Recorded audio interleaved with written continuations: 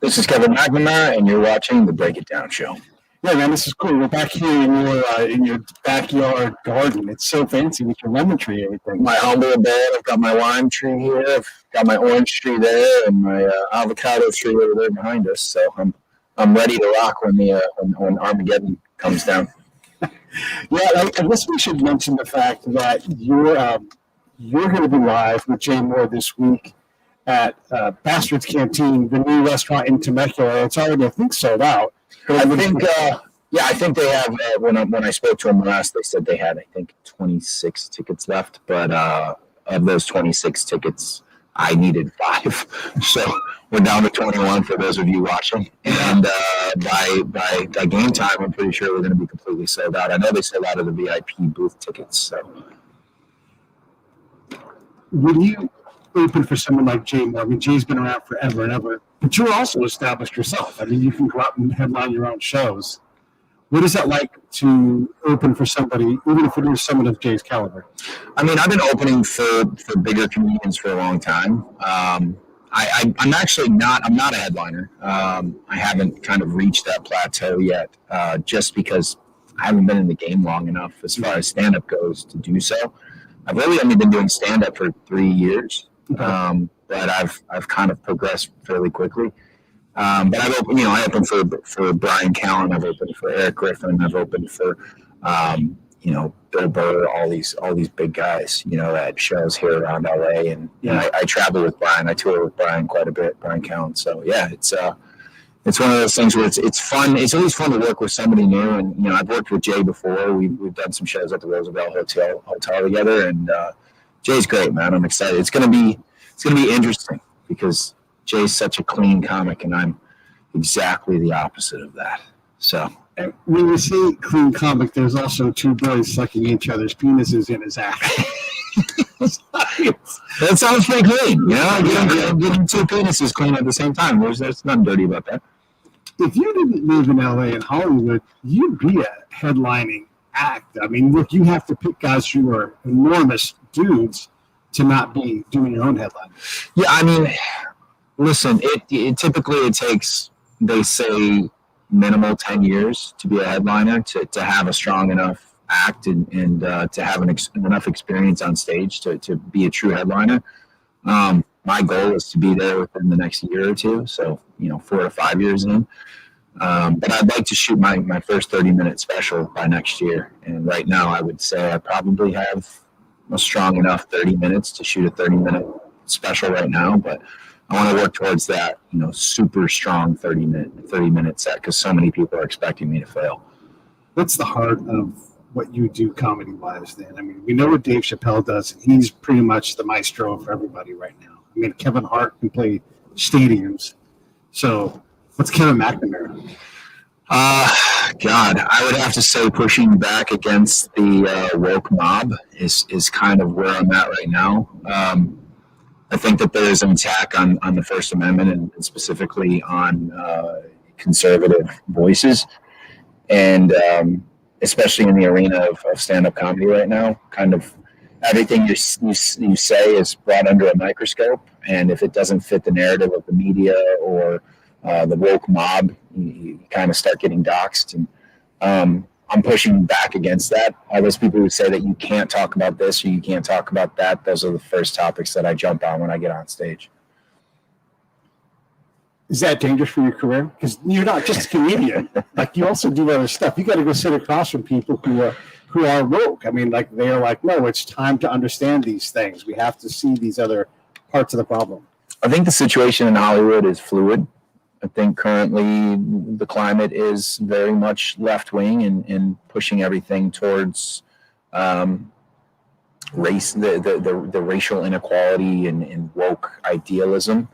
But like anything else, I think that it swings back. I think it's a pendulum. I think it swings back. I think right now it's swinging hard left, but I think it's going to swing back to the moderate side of things, or hopefully a little bit more conservative. Just depending on who you work with. The show that I'm on currently, or that I've been on currently, is a CBS produced show, and CBS is pretty focused on making sure that they're in line with the current climate. But I don't foresee it being an issue because I don't go overtly right wing. Right. I do have, talking points that would be considered conservative, and I do have a conservative view. But I do it with wit. I don't just throw, I don't just like to throw jokes out there that are just shock and awe. I like to throw jokes out there that kind of keep you guessing and take you on twists and turns, and not just throw something out there that's going to hurt people or upset people. I want to make everybody laugh, whether you're left wing, right wing, conservative, libertarian, whatever it is. It's important. I think it's important when you're working with those types of topics that they're really well thought out jokes, and that's what I try to do.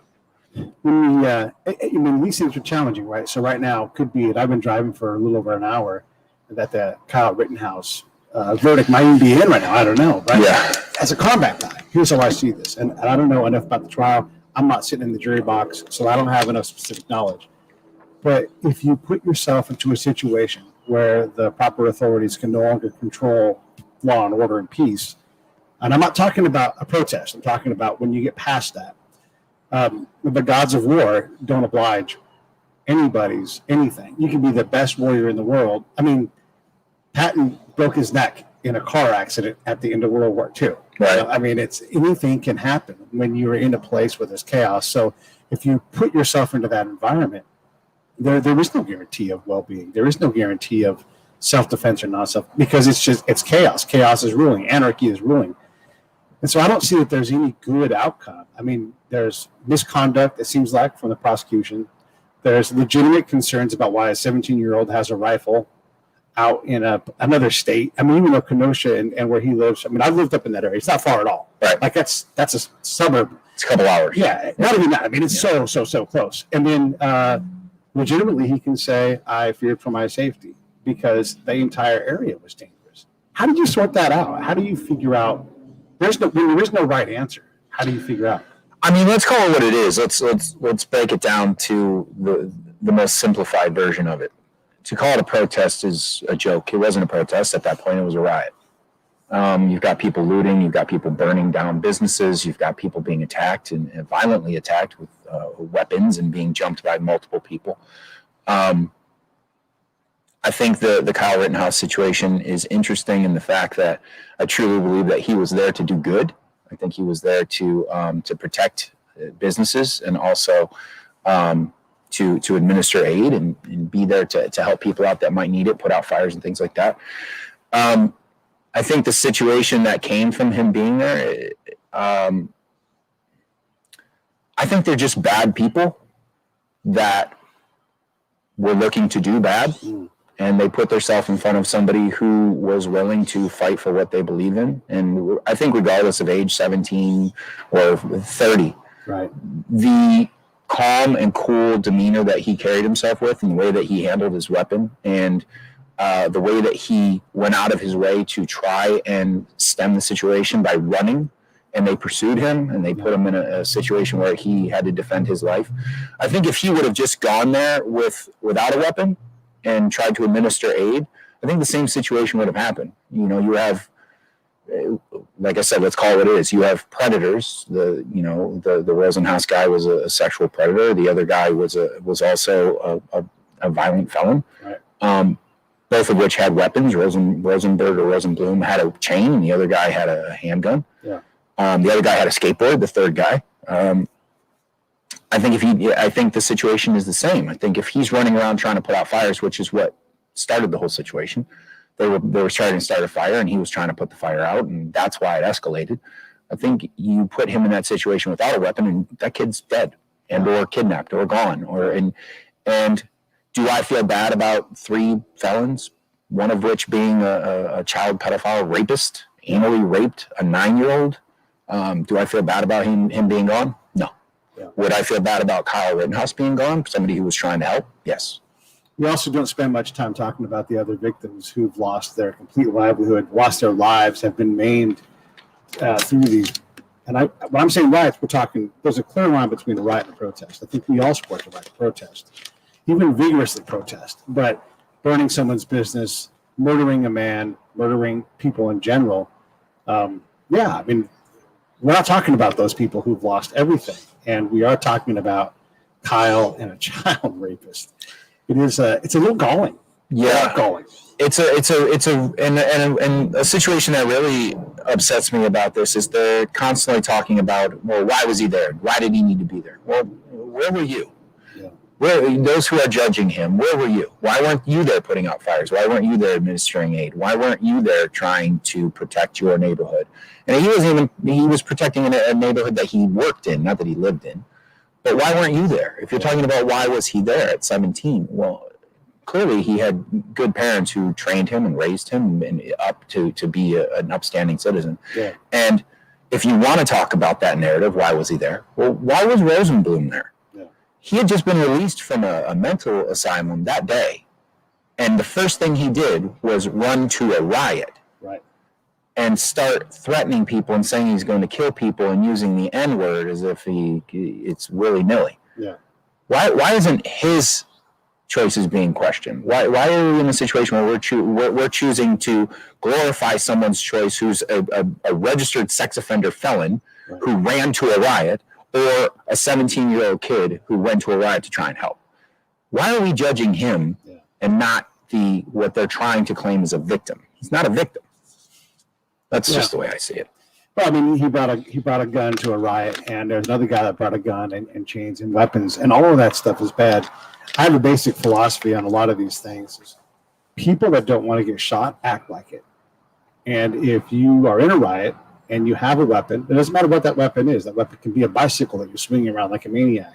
I walked up the street in San Francisco, and the dude had a 2x4, like he was Hacksaw Jim Duggan. Yeah. And he was marching in front of his stash. That's a weapon. And I had my eyes on him. I adjusted my backpack so I could defend myself against him, because he was not someone who was unarmed. Right. You know, and it's a 2x4. Throw it in the ground, like, I didn't have a weapon. Right. But for sure as hell, I had to be prepared for that. Nothing happened. But the guy was insane. He was guarding his collection of used tampons. Okay. So obviously something's wrong with that person. And when someone comes out of an asylum and runs to a riot, this again goes back to that law and order thing. If the authorities can't or won't create law and order, then things like that are going to happen. And it's going to put someone like Kyle Rittenhouse or whoever the next person is in a position of life and death. And we wouldn't be judging him if he was dead. We would just forget that he even existed. So here's the issue. If they had killed him and he didn't have a gun, the narrative would be a 17-year-old kid was murdered in these riots by 3 white men, one with a skateboard, one with a chain, one with a gun. Right. The narrative would be completely different. But because he was on the other side of the ideal, he's a bad guy. If there's a narrative at all. If there's hundreds of people that were murdered during the riots of 2020. Yeah. And, the issue is that there's a lot of people that went to these protests with the intention of looting, burning, causing destruction. And a lot of those people were not there for the real reason of why they said they were there. And a lot of those people are just, everybody wants to talk about white knights and, the narrative of white knights and white people feeling they need to protect people of color and all of this. Well, why aren't these people that are at these protests and that are causing this damage that happen to be white, why aren't they being considered white knights? If they fall into the idea of the woke mob, then it's okay. But if it's on the other side of the fence, then it's not okay. The issue is that there's so much division and there was so much attention paid to this narrative of racial separation over the past 4 years. And prior to that, when Obama was in office, you never heard about racial division. Obviously there were situations where there was police violence and police brutality where it was in the news, but the idea of complete racial separation, racial division, you didn't hear anything about it. And then 4 years ago, it turns into the most egregious situation in the United States of America, and it's like, where did that come from? Was it the media pumping that into everybody, or is that really the situation? Because I don't remember that being the case for me, at least. It's 5 years ago. It's crazy. I was watching a clip from Tim Cast IRL. He had Joe Rogan and a bunch of other guys. And you see what you want about those guys. Joe Rogan has more eyeballs than any single news network. Easily. And when he says Americans don't trust the news, I don't trust the news. I mean, I've watched, and there's a reason, I've watched the news report on a press briefing, especially during Donald Trump's presidency. And they say something, I'm like, well, let me go watch a press briefing. And I'm like, whoa, that is a completely different reality. Could you make that assumption about what, could the news be accurate? Maybe, but you had to really try hard to make that be the thing. And so we've lost our faith in that. And look, the news has a long history of that, lying about Vietnam, lying about all kinds of things. But is it going to get better? I mean, you can create whatever you want now. I mean, you not only are a comedian, you create all kinds of things. Joe Rogan can almost say whatever he wants because he doesn't need anybody to get a job now, Right. If you want to hire him, you know what you're hiring and you know his rate. And if he chooses to take that job, he doesn't have to do anything. Are we going to get better because we have more people that can be more, they're not beholden to, I don't know, a coffee brand or a car brand and what they say? I would like to say that that's the case, but I honestly don't think so because I think the issue is you have to grow to be a juggernaut in order for that to happen. And there's very few of those people out there. Yeah. And you're fighting against not only the media, because the issue with the media is that when news became a currency, that's when that's when journalists. The news is now a currency. The news is now dollars, and every view is a dollar. So I think that the issue with the media is that it depends on what they want to prop up. And the other issue is that you're dealing with big tech, and big tech has a very clear, they have a very clear agenda as to what side of things that they're pushing. And the problem is, unless you become a juggernaut like Joe, and you get to a point where you can say what you want to say, and Spotify is going to allow you to say whatever it is that you want to say, and not even Spotify at this point, because you have Spotify employees threatening to walk out because of things that Joe's saying, and you've got Dave Chappelle on stage saying jokes about jokes about the transgender community or what have you, and then you've got Netflix employees walking out. So do I think it's going to get better? No, I think the issue is big tech can censor anyone they want, and it's a monopoly, and you have two avenues to get your message out to the world, out to the people. You have the media, which is completely and total bullshit, and you've got big tech, which is complete and total bullshit. So until you build a voice that's big enough to where you can say, F you, I'm going to say what I'm going to say, you can't do that. But if they don't allow you to grow to that point, to have that voice.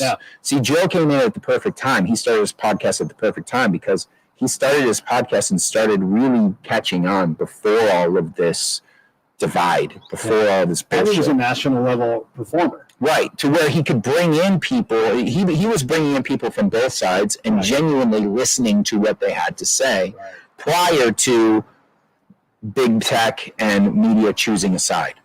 So he was able to grow before big tech decided, we don't like the right because they're trying to regulate us and they're trying to, make us publishers, which is really the issue that big tech has, is that the right, specifically Donald Trump, was trying to make them responsible for what happens on their platforms, which I believe they should be, and censoring, which they shouldn't be able to do. I feel like big tech and social media should be an open platform for both sides. If Al Qaeda can be on Twitter, and the president of the United States can't be, that's a real issue. It's a serious issue. I personally don't think Donald Trump's good for the country, in part because him and his son were just selling Alec Baldwin shot people shirts, and you can't always choose to divide the country or pick a fight that doesn't need picking. Even if his policy idea was right, he would undermine it by commenting. But that stuff is part of American history because he's the president. If I do it, who cares? Kick me off the platform. But he's the American president. And if you ban him, I mean, his title is still Mr. President, right? Yeah, I've got a problem with that. The other thing that I don't care for as a creator is I'm not allowed to compete fairly with my other peer shows. I can have the best Kevin McNamara interview on the internet, and it can be deranked for reasons outside of the quality of what I do. Right. And so, and not political, just deranked in general because I haven't satisfied some algorithm. One of the favorite things on YouTube is to have this face on your image, and that ranks you up. Wow, right. That's ridiculous to have a stupid shocked face all the time. I mean, the fact that you're, what do they call that? What do they call the picture? The screenshot. Yeah. What is it called? It's I forget what it's got a specific term. Yeah. But YouTube has a video that breaks down all of the algorithms that are used to decide if your screenshot or whatever it's called will be seen by the most amount of eyes possible, and it breaks it down to like the font that you use, how much of the actual shot is taken up by the font, and the rest of the shot is taken up by the person in the shot, the colors you use, like everything is broken down. So much so that there's no creativity. Everybody's putting the same picture. Everybody puts up kind of the same idea with the same font, with the same colors, just a little bit different to differentiate themselves from the other creators. I don't know. To be honest with you, I don't even have a YouTube channel. Yeah. I don't have time. But I do have friends that have YouTube channels. I have a friend who started a YouTube channel, and this is an exact point of kind of the way things work. I have a friend who started a YouTube channel, and the channel itself it's sketches that are written with a specific agenda, that agenda being left wing. And they're like little 5-minute to 8-minute, I guess you'd call them short TV series, like mini series type things, where it's like racist boss refuses to hire a black woman. Jesus. Or racist kid beats up a black art student, or something like that. And the guy's making $200,000 a month off of YouTube. Crazy. Because the numbers that he gets are insane, because YouTube is pushing all of that to the top of the algorithm because of those specific keywords. Racist. Yeah. Racist this, racist that. Black kid gets abused by this, and it's it's interesting because he's not left wing. Love it. But he's playing their game. Playing the game. He's playing their game, which I respect. I respect anybody who's making $200,000 a month. But also, you're pumping that same agenda, that same message out into the world. That's not called vitriol either. That's just called facts or something. Yeah. So, could I jump on? Could I jump on YouTube and start writing some sketches and things about that and make a lot of money? Yeah, I could. I'm a good writer. Yeah. Could I jump on YouTube and write a bunch of sketches about right-wing conservative ideas? Yeah. Won't get nearly the same amount of numbers. Yeah. But that is where we are. One of the funny things about YouTube is, there's a couple things. One, whenever I fill out the surveys, and I always try to fill the surveys out. I don't know why. Maybe I'm just tilting on a windmill, but I always want to know what I am and what I want to have sex with. And I'm like, I don't know. I'm a creator. Why does that stuff matter, right? Like, who cares? I don't care what color you are. I don't care what you have between your legs. I don't care what you bump it. As long as you're not harming kids or anything, do what you got to do, But there's that. And then it seems that no matter how many times I derank Fox when they offer it, Fox News specifically, they just continue to offer it to me. Yeah. And I'm like, I don't want that. I still don't want that. Yeah. I'm not going to want that, but they always put the same kind of things forward. And I search for a lot of stuff because of what I do. And then the search will come like it should be confused by me, and so I think it just defaults to Fox because you're an old white guy. We think Fox, Fox, Fox. Yeah, not what I want to hear. It's I don't like being put in a box. Okay, it's just kind of where I stand. Yeah. I am who I am. I have the beliefs that I have, but that doesn't mean that just because I believe some of the same things that other people may believe that makes me what they are. Right. I think people are too quick to start throwing tags on people. If you're conservative, you're a racist. Right. If you, if you are a Trump supporter, you're a white supremacist. Right. If you're a Biden supporter, then you're woke. Mm-hmm. If you're pro BLM, then you're a white knight or whatever the hell it is.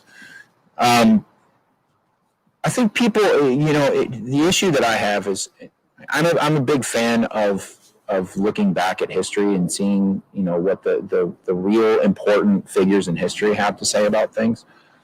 And I think Martin Luther King Jr. said, "Judge me not by the color of my skin, but by the content of my character." Yeah. What happened to that?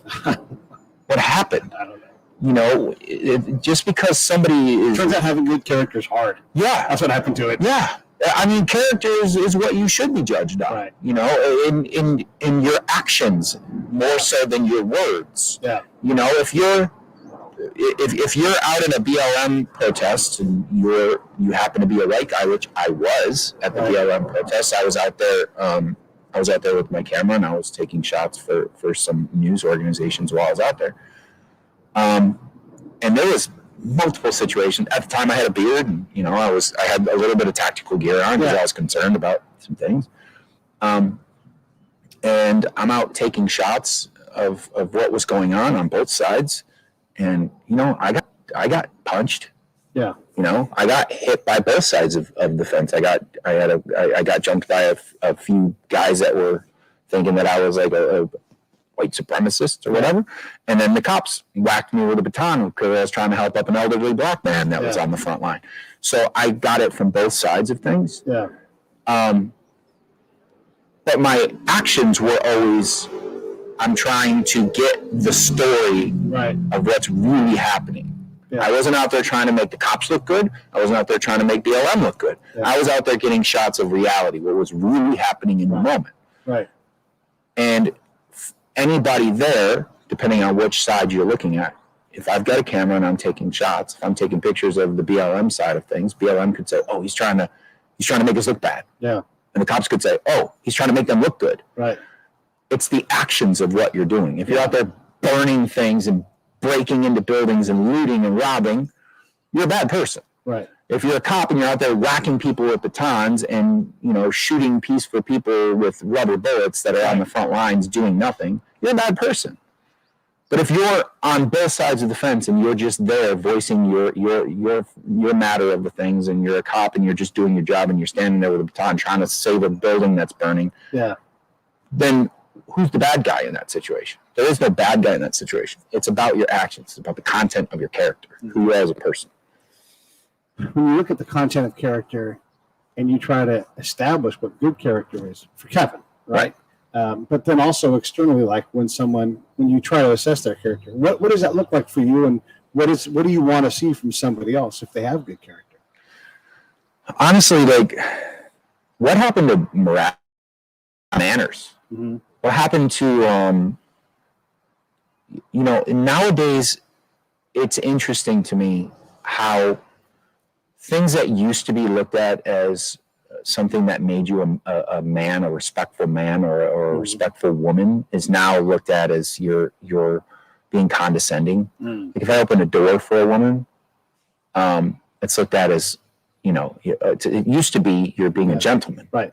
And now it's, I don't need you to open the door for me. I can open the door for myself. Okay, fine. Yeah. Sure. Of course you can. Sure you can. Of course you can. Yeah. Yes, great. I was just trying to show respect, or, shaking hands, or getting up out of your seat so that a woman or an elderly person can sit down. All of these things that are looked at now as you're mansplaining, or you're looking down, or you're being condescending to people. Right. To me, what the content of someone's characters is someone who respects people whether you know them or not, just based on the fact that they are a man or a woman or a person. Yeah. And you're respectful of their space. You're respectful of their wishes. Treat others as you would like to be treated. Me, myself, I would love for somebody to just say hello when I walk down the street. Nobody does that anymore. Especially in LA. You walk down the street and somebody's walking by and you say, hey, hello, how are you? How's your day? They just kind of look at you like you're crazy. It's like, cool, got it, right on. It's, holding a door for me, or if I see someone else hold a door for a woman or hold a door for an elderly person, I think I love that. I love it. The door thing is interesting. I open doors for people.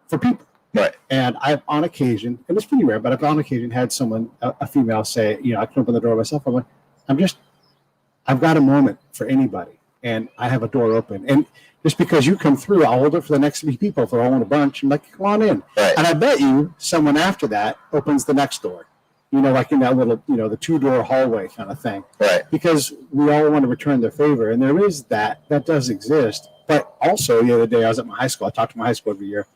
And you have to push the doorbell, which is sad on high school. You have to push a doorbell and stand there and wait.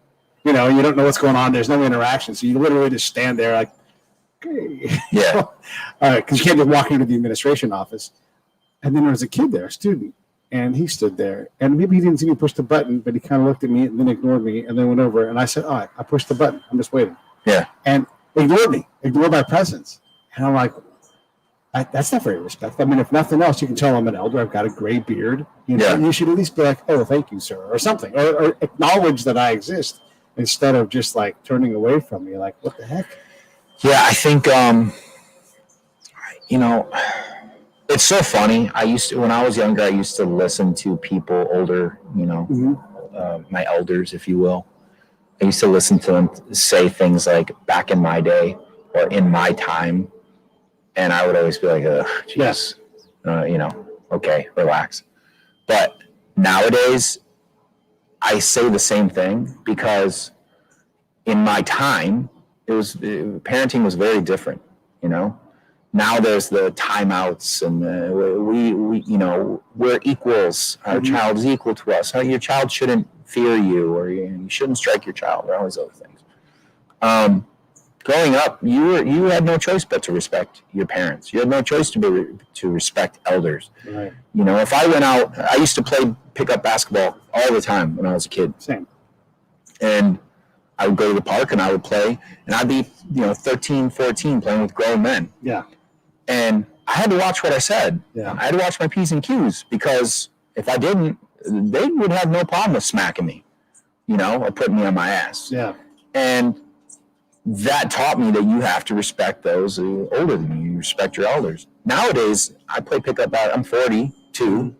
Nowadays, I play pickup basketball, and these 13, 14-year-olds are, F this, F that, you're a bitch, this, that, and the other. And it's just like, and you can't do or say anything about it, because if you do, someone can call the cops, or you're a bully, or you're a child abuser, and all these other things. Yeah. There's no repercussions anymore for bad behavior. And especially in California, if you look at things with, the laws now with, shoplifting, as long as it's I think it's $900 and something or less. That's crazy. That's not sustainable. They don't even prosecute. Yeah. It's not even a misdemeanor. It's you get a fine if you get caught. Well, if they don't pursue you to catch you, then you don't get caught. So you're just stealing willy-nilly, and there's no repercussion. Yeah. So when you have a society that's been taught that there's no repercussions for the things that you do, of course, the character of that society starts to dwindle down to the basest character possible. And when you've got a media that's constantly been pushing the narrative of, being dumb is cool. Yeah. Being uneducated is cool. Don't go to school. Don't get an education. Be a social media star. Yeah. Or be a rapper, or be this. What happened to the generation of people that it was drilled into your head? Yeah. You need to go out and learn the things that build up society. Yeah. We need doctors, we need lawyers, we need rocket scientists. We need scientists. We need these people that could continue to build the society as in a better direction. But that's not pushed anymore. It's like everybody's a butterfly. Yeah, everybody's a really good butterfly, and you should spread your wings. Do you feel like there's less pickup sports today? I mean, you're in LA, so maybe it's different. But I know in my hometown, there was always a game running. You knew where the courts were. I don't know. I would say it's probably still about the same. I think there's less people playing. Okay. You've got, kids. When I was a kid, you couldn't stay inside. You weren't allowed to be inside. Right. If it was nice outside, get your ass outside, figure something out. Right. If you have nothing to do, find something to do. Nowadays, with video games and cell phones and all this stuff, you're more likely to see kids sitting at a park on their phone rather than playing basketball or catch or whatever it is.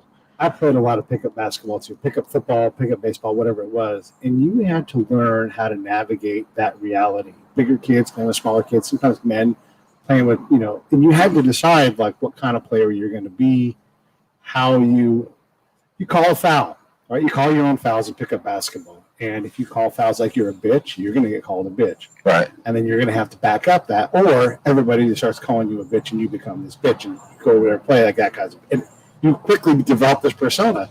So you have to have some level of toughness. And you have to back up what you say you're going to do. Otherwise, again, you learn to work as a community. And if you go and you play, like I played in a lot of, I went to areas where there were black folks and all kinds of different people that I played with. And there's different vibes and everything in the different games. But as long as you were respectful, look, someone might give you a hassle. And you're always on the edge of a fight if you're really in a problematic area. Like, we're just everybody. You've been in games where you're like, ooh, everybody's kind of upset. Yeah, I grew up in Detroit. Yeah. Right. Yeah, exactly. Yeah. But you also could navigate that. You didn't just leave. I mean, if it got crazy and someone pulled out a gun, of course you leave then. But there's always kind of like a tension in the right kind of basketball court where like someone might get in a fight with somebody else. Well, I think because especially back then because there were repercussions for the things you did and said. Yeah. And you had to have a toughness about you. You didn't call weak fouls. You just didn't. Especially in Detroit, you call weak fouls. The next game you don't get picked up. You get looked at. Yeah. And there were repercussions for the things you said and did. Nowadays, it's not the same. Like the problem is everybody wants to nerf the world. Everybody wants to make these kids, they don't want bulletproof kids. They want no bullets. Yeah. That doesn't work. Right. Kids are mean. Yeah. Kids are mean. Yeah. And if you're trying to nerf everybody gets a participation trophy. Everybody tried real hard. Yeah. There are no scores in T-ball. Right. We don't know what the score is. Everybody just plays. Yeah. Okay. Cool. Yeah. Great. But what are you teaching these kids? When you're trying to bulletproof your kid and you're trying to nerf the world, you're not putting your kid in the position to know how to deal with adversity when adversity comes, and it's going to come. Yeah. And that's why you have these kids that don't know how to deal with their emotions, don't know how to deal with adversity, don't have any idea what it is to be put in a dangerous situation and how to deal with it. No street smarts whatsoever. Yeah. And they end up in these situations with these kids who have been put in these situations and are tough, and they get their asses beat, or they get bullied, and that's where you get school shooters from. Right. Because these kids that don't know how to deal with their emotions, don't know how to defend themselves, and they just want to lash out. There's a lot of smarts in that. I mean, the pickup basketball thing is a great example of that. You could be there. You and I are playing pickup basketball. I'm 50, you're 40, and if we see young bucks kind of getting young bucky, we'll let them run a little bit.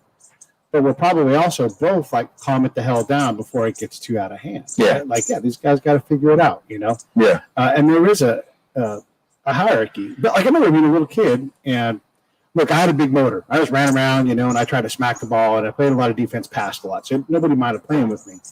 But sometimes guys would get upset because I was a big effort guy, and then they would start to try to pick on me. And because someone else would respect my game, the fact that I passed the ball, the other alpha there on the court would be like, leave the white boy alone. Yeah. And then they would leave the white boy alone. But I had to play my game.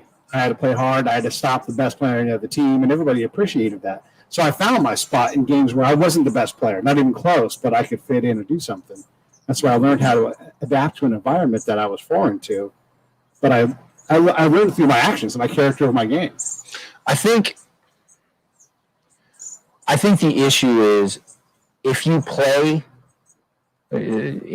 so sticking with that idea of pickup basketball, if you play with a toughness that's equal to the toughness around you, that white boy shit drops off. Yeah. Nobody ever said the white boy when I played. Right. Granted, I was known in my neighborhood, but nobody ever said the white boy. I would go to courts away from my neighborhood too. Even then, because I would show up and I would establish that, hey, I'm a player. Yeah. You want to throw elbows? I'll throw elbows with you. Sure. You want to play hard? I'll play hard. You want to play no blood, no foul? Let's fucking play no blood, no foul. I got no problem with that. Yeah, right. And that white boy shit drops off when you do that because you're playing up to the caliber of the people around you. And you're playing with the toughness of the people around you. And then they just see you as an athlete. Yeah. And that's going back to the character side of things. Right. People will start seeing you as a human, as a person, rather than a color by the way that you carry yourself. If you carry yourself like a piece of shit, then you're a piece of shit. Yeah. Period. And shit, last time I checked, is shit. It doesn't matter. So at the end of the day, I think it's the way you carry yourself, and carrying yourself in a way that you are all right with people judging you based on your character, because you know that your character is strong enough to be judged. I want to change gears a little bit, but I want to stick with basketball. Sure. A friend asked an overall question on Facebook: if you played one-on-one with President Obama, would you win, and how would you do it? When I played one-on-one and basketball in general, I didn't shoot a lot because I'm just not a very good shooter. I'm ambidextrous, so I would shoot, both hands get in the way, but I could pass like crazy and all that kind of stuff. So I just said, and I know you'll appreciate this, I'm like, I'd absolutely whip his ass because I wouldn't play with any respect for who he was.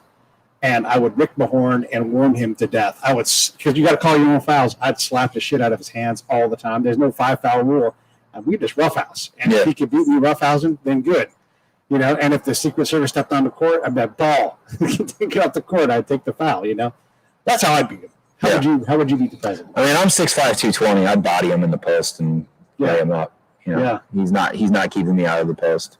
And I don't see him getting a shot up over me. And he's a shooter. He's not a dribble, drive, penetrator. Right. From what I saw, he doesn't really have handles. He can shoot, but that's about it. Yeah. So I'd smoke him. I'd smoke him. I don't see Obama getting a shot up on me, to be honest. Yeah. Yeah, you're tall. Yeah, that's the other thing, too, is if I get the bomb, I'm going to back him down at his big butt. And I'm going to do the Raymond Tisdale thing. Just get him down close and then flip a little left-handed hook up around. Yeah, I'm going to post him to death. Yeah, I like it. Tell me what you're working on creatively besides comedy.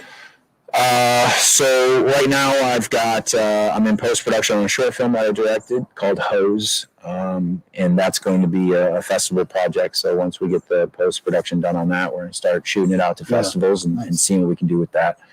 I've also got another film that I wrote called Topper that right now is in the stages of working on getting investors together that I'll be directing as well. Right now we have some really great names attached to that, some pretty big names attached to that film, and we have two investors on now and other investors interested. So we're looking to hopefully start shooting that in February. And then TV series that I'm pitching that I wrote that we have some interest in as well. And my production company, getting my production company off the ground and getting that kind of working in the right direction. That's kind of where I'm at right now, besides the stand-up thing. And hopefully season 3 of Why Women Kill. So, yeah. It's a lot of work. In Hollywood, you have to be multi-slashed, like actor, comedian, producer, director, writer. I mean, I'm not saying anything that you're not familiar with. Yeah, especially nowadays. Right. Yeah, you got to be able to do everything. You got to be a creator more so than just an artist. When you look at those things, I mean, if you can build your own projects with largely your own money or your own pockets of money that you can go to and pay everybody back, you at some point don't need a studio anymore. Right. Because you've got it's like when Danny DeVito and Arnold Schwarzenegger made all of their money on Twins. I mean, because they just did it themselves. They didn't need the studio to do it. They just paid for it. Yeah. Is that your future, you think? You just have the independence, or do you want the big studio money and access? No, I don't want it. I love the idea of independent. Obviously you got to get distribution eventually. Sure. Be it through. I love the model of streaming. Mm-hmm. Not so much for the residual aspect because there really aren't any residuals. But I love the idea that if you can put together a good enough project that you can turn around and pretty much guarantee that you're going to get your budget back plus whatever. Right. Investors love that, obviously, because they want to make sure their ROI is safe. But yeah, the reason I really got into writing, directing, producing everything behind the camera is because I got tired of begging for my supper, to be honest with you. I'm sick of going and auditioning for projects that I don't believe in, scripts that are shitty, terribly written scripts. Right. The same old bullshit that Hollywood's been pumping out for years and years. It's the YouTube thing again, right? The stupid thumbnail that has to always be the same. But more so just the same repetitive story over and over and over. Remakes and reboots and sequels, and Hollywood really doesn't take any chances anymore, and the only films that really take chances are independent, and that's kind of where I want to be. Yeah, I prefer to create art and create cinema, and not just try to run out there and make guaranteed box office bullshit. Yeah. I'm tired of I'm tired of auditioning for things that I don't believe in. Yeah, I'm tired of begging for my supper. I'm gonna make my own stuff. Yeah.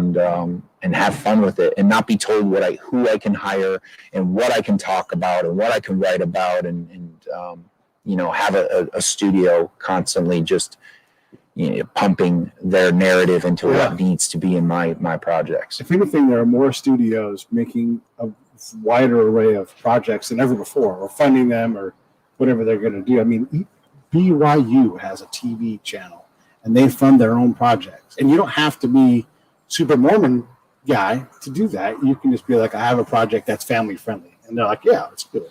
Yeah, because everybody's looking to try to create their brand's content. So it doesn't have to be Apple, it doesn't have to be anybody. Yeah, I mean, in the past you had, 5 networks. Yeah, and that was kind of all you had to work with. Yeah. Now you have hundreds of networks, streaming services, and all these other avenues to get your stuff out there. Yeah. Which makes it, you're definitely muddying the waters, because you've got so many avenues that you don't have enough eyeballs to really get some serious views on it. Right. But if your stuff is good, people will find it. So I think the important thing is it forces people to work harder to make better projects. You can't just make bullshit anymore and throw it up on a network and you get 4 or 5 million eyeballs on it because it's on NBC or CBS or ABC. Because even NBC isn't just NBC. That NBC is Peacock and all these other things. Like they're competing with themselves for market share. Yeah, and you don't get the same eyeballs that you used to, because people have the option to go out and find good stuff. Yeah. That's why SNL fucking sucks. SNL is terrible. SNL now, the product that they put out compared to what they did before it's horrible. Why? They don't work hard anymore.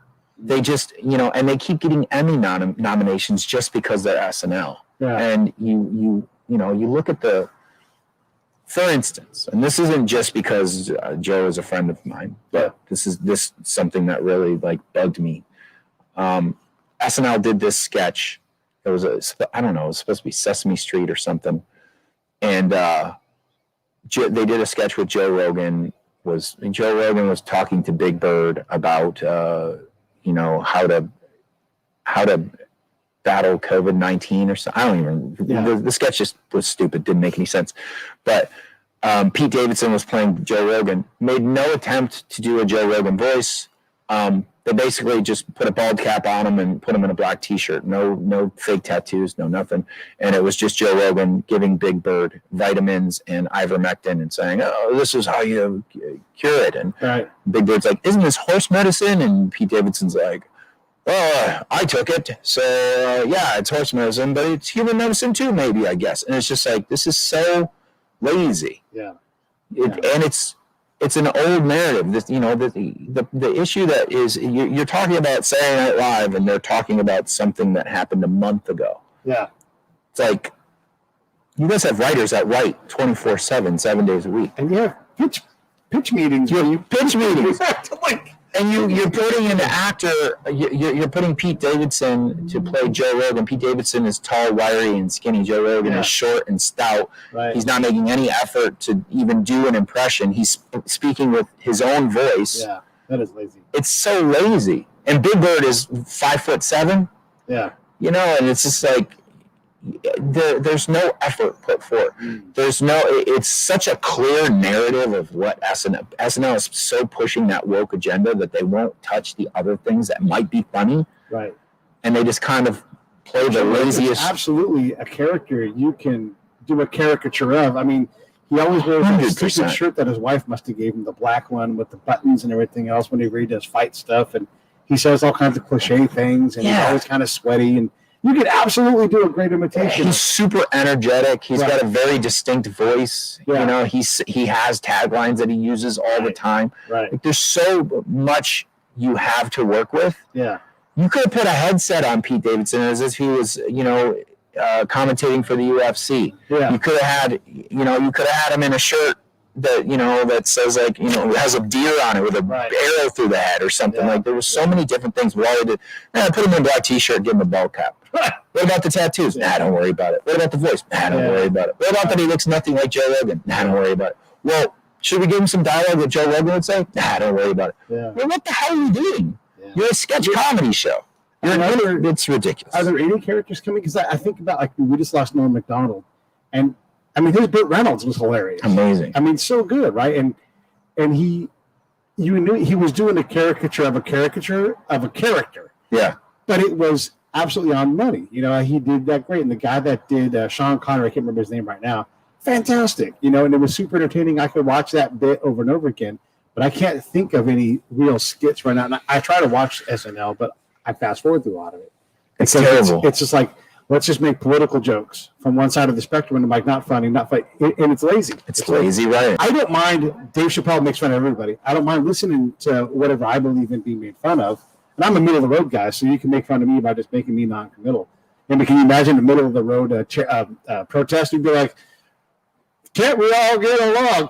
Yeah. Like, holding up a sign it's like he's holding a sign with an arrow on it that says what he says. Yeah. And he's just standing next to another guy with a sign. Yeah. Like, there's so many jokes that could be made. And what's crazy to me, and this is what really shows the laziness of the show now, is all they do now is read off the cue cards. I don't remember in the 80s and 90s ever seeing any Chevy Chase or those guys were all Will Ferrell, any of them. I never saw any of them reading off a cue card and reading straight to camera. Right. Now every sketch you watch on Saturday Night Live, they're clearly reading off a cue card. Yeah. It's like, you can't memorize these lines. You can't memorize a 3-minute sketch. Right. In a week? You have a week. Yeah. To memorize a 3-minute sketch. These guys were all Second City guys before. I mean, there's a whole bunch of that improv thing. And also, and again, I don't see this very often, but someone is so funny that they're all trying to keep it together, which is hilarious when you watch that. My gardeners are here. Oh yeah. We'll wrap this thing up here. They're going to start with the whip, everybody is doing a good job on SNL right now. I mean, if you want to talk about impressions, Jay Farrow is incredible. Okay. He's one of the best impressionists, but they don't use him in the capacity that they should use him. They really only use him for Weekend Update. Right. God, is there anybody that I can think of that's truly talented on the show? I mean, there's so many names in the past. Fallon, Murphy, Murray. I mean, there's so many real like these guys left because they had to leave because it was too small of a cage for them. Yeah. I mean, right now. I can't think of a name. You know, the last real star I can think of from SNL would be Will Ferrell. You know, Chris Redd is really funny, but he's funnier as a stand-up than he is on the show, and they don't use him very much. Yeah, I can't think of anybody really. Jay Farrell is an incredible. He does incredible impressions, but they don't use him in the way that they should. Other than that, just not no. Right now. God, what's his name? What's the guy who's in that the show where he plays a coach, a soccer coach? Ted Lasso. Ted Lasso. Yeah, what's that guy's name? I don't know. I forget his name. Yeah. He was great. He was good. But since him, I can't remember anybody really. I can't really think of anybody. They do go through eras, right? Yeah. And maybe the pendulum swung too far to the left. All right, what do you think in closing before I wrap this thing? Shit, it's gonna sound cliche, but you know, let's just come together. All right. I don't think there's anything wrong with having different opinions. Whatever happened to communication? Whatever happened to just talking and hashing things out? I think it's okay to be devout to your beliefs. I think it's okay to be to have a really strong belief system in the things that you really believe in. But I also think it's very important to understand that other people have different beliefs, and that's okay. Yeah. I think it's okay to disagree. I think it's healthy to disagree. I think if everybody just agreed on everything, the world would be a super fucking boring place and nothing would really get done. Yeah. So I think you need outsiders. I think you need people that think on the edge of society. I think you need people that have different opinions. I think that's where art comes from, and beauty, and that's where amazing things like podcasts come from. Yeah.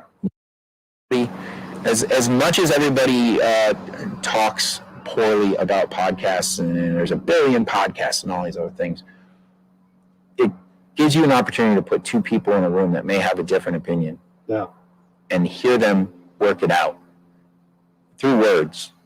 And at the end, they still might not agree. But it's very rare you see a podcast that comes to fisticuffs. You know?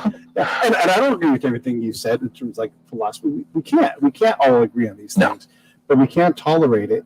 And just because we disagree doesn't make you a racist or me a racist or any other things. Like we're people trying to figure out as best we can how to do what it is that we need to do. And I got this thing the other day. They're like, here's an opportunity for you because you're a veteran, blah, blah, blah, fill out this thing. And it's like, which cause do you care about? And this cause sheet had nothing to do with what they were asking me to do. And every cause in there was like, well, you're assuming that any of these things was important to me. Like my survival was the most important thing to me. Yeah. I'm trying not to, my brother just died last month. I'm dealing with all of that. Do you think I care about all these other social issues? Come on. I mean, I don't. And so I fixed it for him. I put new boxes. My box was, I care about being left the fuck alone. So just let me do what I'm trying to do. I'm not trying to hurt anybody, I think it's important to remember certain things when it comes to dealing with other people. I think it's important to realize that there's certain aspects of people that are just human nature. Yeah. Humans are tribal by nature. That's right. It just is the way it is. Yeah. Always has been. People want to take the animal aspect out of humans. And when you do that, you expect humans to be this, all-knowing, all-seeing, all-feeling creature. Right. And that's not what we are. That's not what we are. We're flawed. We're tribal. We have feelings and emotions. We have moods, and they change. Humans are fluid. One thing that we might not know tomorrow, we might know the next day. And one thing we believe today, we might not believe tomorrow. We're constantly being bombarded with information, and that information changes a human being from day to day. So understand that somebody you might not agree with today, you might agree with them tomorrow. Your opinion may change to what they believe, or their opinion might change to what you believe. Yeah. But to judge somebody today on who they are, right, based on their beliefs or the things that they're going through, instead of without having a conversation with them, without communicating with them, and just putting them into a box based on that and not the content of their character is wrong. You have to, everybody needs to have a little bit more patience. That's all I got to say about it. If you think Martin Luther King was right? I mean, that's it. Yeah.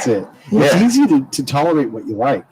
The trick is tolerating things that you don't agree with. You don't have to approve of something that's bad, but you do have to accept that that person is in that spot because of where they came from. You came from Detroit. I came from California. We have different realities, and when we have to move them together, I have to allow you to be the dude that you are, and in some way, you have to allow me to be the dude that I am, and then we figure out where we work out in between. I think the issue, I think a very important thing is to understand that you are flawed. Have a real understanding of yourself. Have a real conversation with yourself. Yeah. And when you can come to terms with the fact that you yourself are flawed, then you can come to terms with the fact that others are flawed. And that's okay. It's okay to be flawed. I'm not perfect, not nearly perfect. I'm a complete moron. But I know that everybody around me is a complete moron too. So I can't judge somebody for being what I am. I'm just patient. I just try to be more patient. That's all I can do. Hey, thanks for watching the show. I really appreciate it. Right here, you can subscribe. Please do that. It makes the show grow. Hit that notification bell so you know which incredible guest is coming up next. Down below is the PayPal link. You can put a small subscription in. That is an enormous help. All that money goes right back into the show. And then right up over here are the next episodes you should listen to, curated by yours truly. Thank you so much for watching the Break It Down Show.